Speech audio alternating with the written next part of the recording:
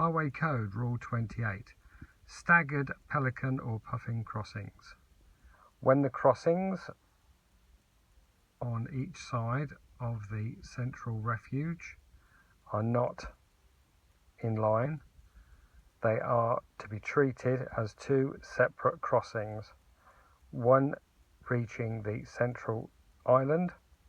Press the button again and wait for a steady green figure. Then you can cross one half of the crossing, and then when you reach the middle, press the button again so you can cross the second half of the crossing. This applies to any staggered crossing and on a zebra crossing if there's an island in the middle. Highway Code Rule 29. Crossing controlled by an authorised person.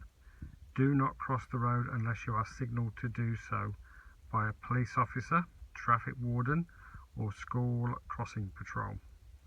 Always cross in front of them so they can see you clearly.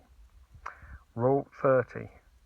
Where there are no controlled crossings points available, it's advisable to cross where there is an island in the middle of the road. Use the green cross code, see Rule 7, to cross to the island, and then stop and use the green cross code again to cross the second half of the road.